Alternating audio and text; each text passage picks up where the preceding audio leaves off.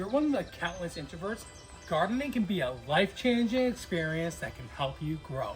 So come join me on my garden tour. I've always found it difficult to articulate my inner self, but gardening has made it easier to connect with other people with a shared passion.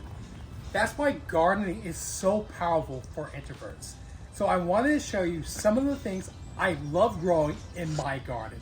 Like for example, I have some peppers growing in this elevated raised bed that keeps it off of the ground away from my dog. Introverts thrive in a peaceful and calm environment. That's why growing bonsais is the perfect match for introverts.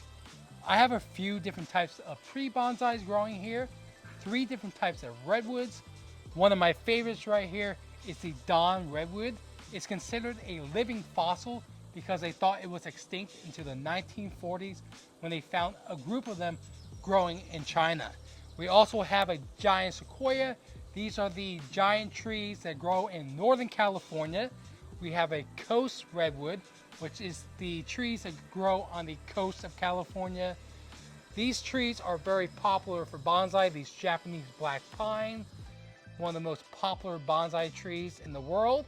I have a Japanese red maple on the end right here. And then there's 2 flowering cherry trees from Japan on the bottom over here. Gardening allows introverts to express themselves in a creative way.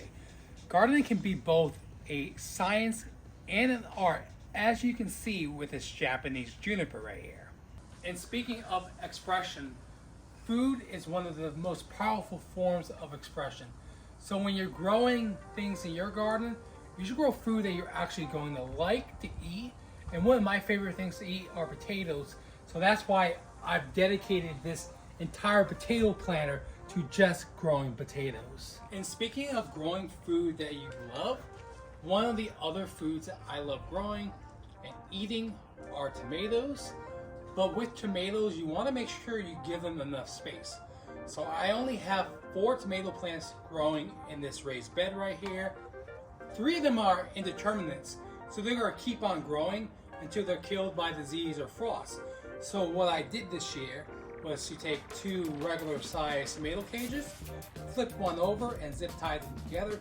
So basically what I have here is a super-sized tomato cage that's going to support a tomato that can grow much larger than this typical cage you find at the big box store. So I was just asked, have I ever eaten a raw fresh fig? And the answer was no, up until the beginning of this year. I've actually never had a fresh fig. I've had figs and like fig Newtons and things like that, but never a fresh fig until recently. I actually fell in love with them so much that I decided to grow 2 varieties.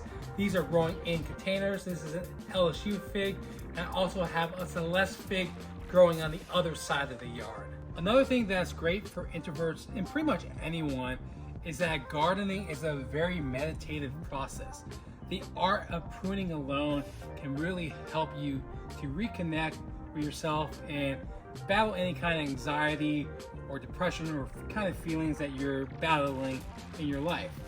So this is a orange tree that got damaged by the frost in the winter, so I'm just going to go ahead and prune the dead parts off. But as you can see, it's still alive above the graft, so this should be okay next year. Hopefully it will be protected from any future freezes. If you're interested in seeing what the rest of my garden looks like, stay tuned to future updates and subscribe for more gardening videos. Thanks for watching.